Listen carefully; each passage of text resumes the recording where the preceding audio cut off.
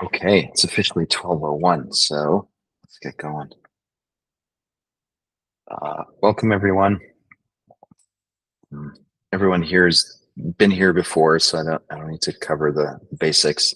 It's Friday though, so I like the idea of setting us up for the weekend. So here's our friend Oscar Wilde saying that every saint has a past, every sinner has a future. What I like about that is just remembering that, um, yeah, we all have our stuff. None of us are perfect or have it figured out. And that doesn't in any way mean that we are somehow sort of assigned for eternity to be one way or the other, right? These labels, these identifiers of, oh, I am this way. And we see that a lot in mental health, right? Especially people that have specific diagnoses, they get really attached to them. Oh, I am depressed, I am anxious, versus I struggle with, depressive experiences or anxious experiences, at times. Doesn't mean always, and it doesn't, you know, mean that that's what it is forever. And so in some ways, I think that mindset, there's this scale or this balance that we're trying to find.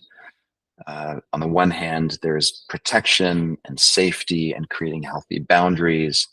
And then on the other side is, instead of feeling so contracted and protecting myself, can I give this person the benefit of the doubt? Can I suspend my judgment or simply notice, the active thoughts in my mind about, oh, this person's, a jerk, or they're um, fill in the blank, uh, and just meeting meeting life as it is with kindness.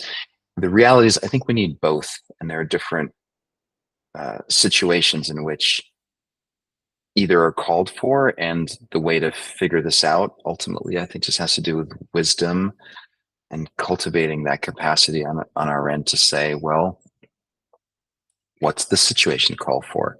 Maybe it calls for a really hard boundary, or maybe it calls for some benefit of the doubt. I don't know, but that's what I'd love to explore today. And obviously, the more we do this, the more we are growing these temporary states of wisdom and openness into a permanent trait. This is how we go from doing or practicing things to becoming a I don't know, a wiser, uh, healthier person, or, whatever we're all striving for. Anyway, so let's go ahead and explore that. Let's try it out. So as always, let's start just by closing our eyes and dropping into the here and now, the present moment.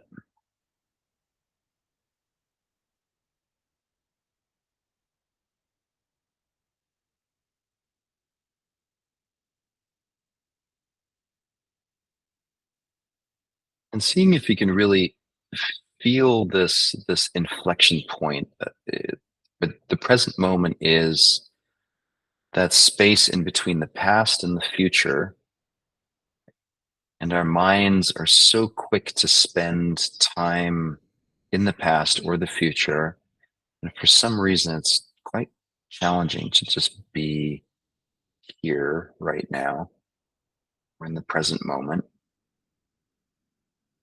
I think it has to do with our negativity bias and this biological drives to keep ourselves safe and to constantly be anticipating things or trying to learn from the past. And there's something a little bit unnerving and unsettling about just being here right now.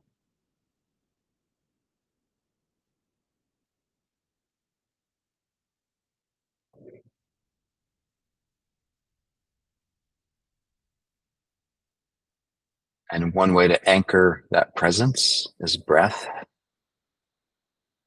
That's why so many mindfulness or meditation or yoga practices go to the breath, because it's happening right now. A dynamic experience that is happening in the present moment. Just noticing how breath comes, it goes, as it comes and goes, it affects the sensations in our body,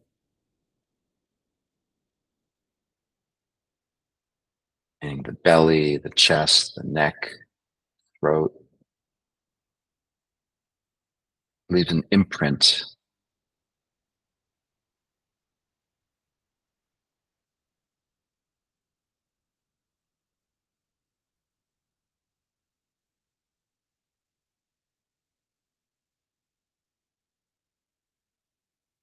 And while we can generically talk about breath or breathing, the truth of the matter is if we get really curious, we begin to realize that literally each breath is its own unique event. It's unlike anything that's happened before. It's unlike any breath that will happen in the future. And that takes a really sort of keen, nuanced type of attention to notice the uniqueness of each breath.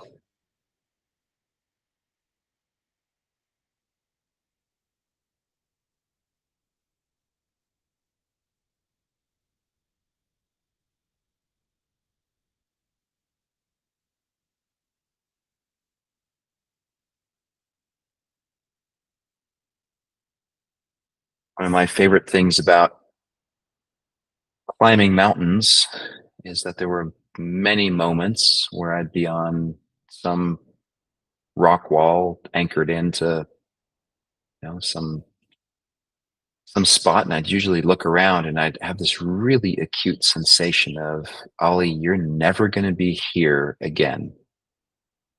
Like this crazy place that you find yourself hanging on, this is never going to happen ever again in your life. And there's something so beautiful and profound and about that experience. And the truth is, every moment of our lives is like that. We will never be here in this moment again.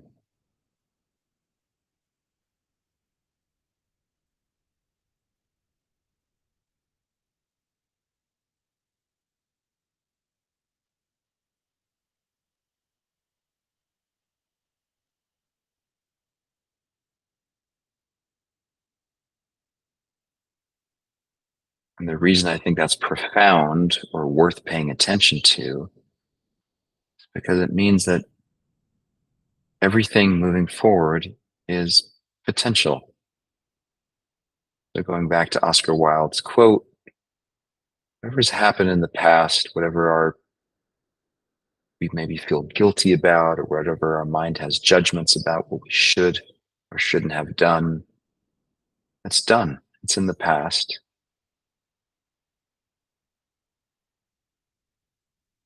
And if we hold it in that way, there's a potential for the future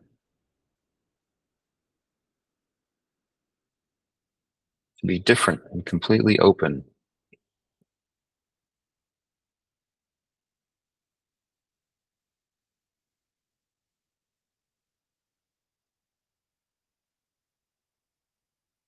And the place we get to make that decision or have to make that decision from is right here, right now. This is the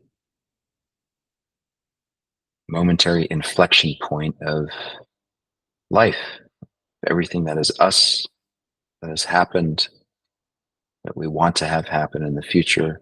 It's right now.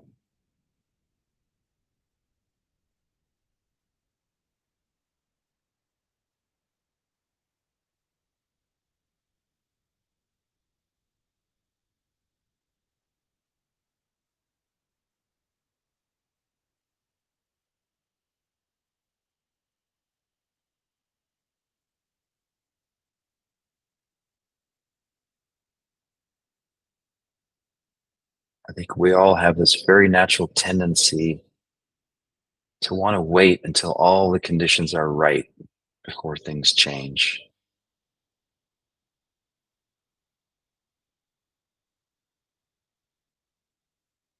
When I'm in a relationship, after I get divorced, once I've signed my gym membership, once I stop drinking, there's always oh, then things will be different.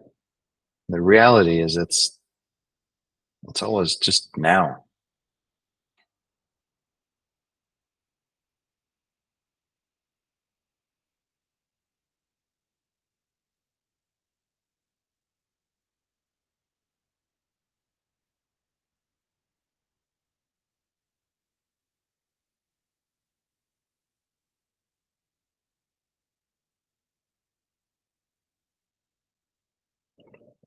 And this is equally true for everyone around us, everyone we meet at the grocery store, sitting next to in a car at the red light.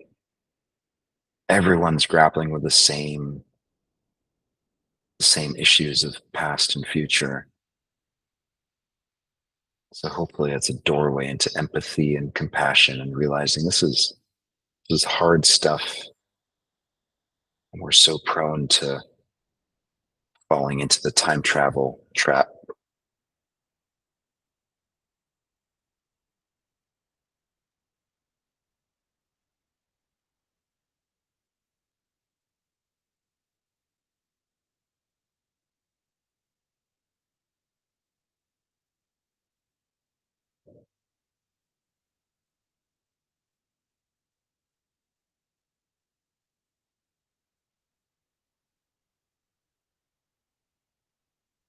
So this is the invitation. Why do this session today on a Friday?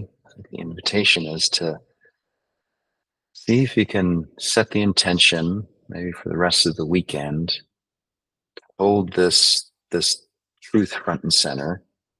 So as you go through your experiences, as you meet other people, as you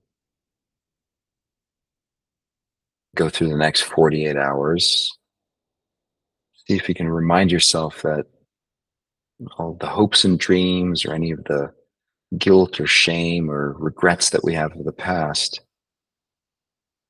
the only place we can do anything about that is right here, right now. To hold that with some degree of compassion and kindness for others and self,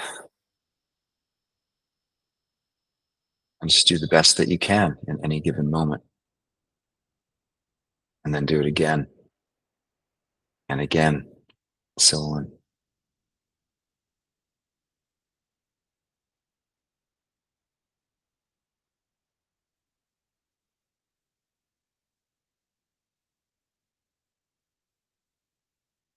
And go ahead and take a deep breath in. Long, slow exhale. Relaxing the shoulders, the chest, the belly, your hands.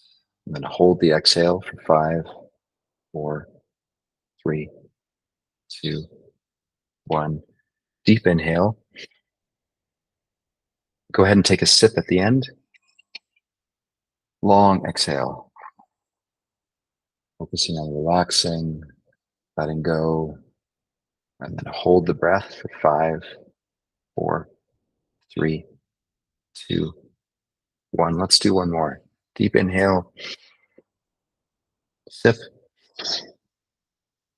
Slow exhale.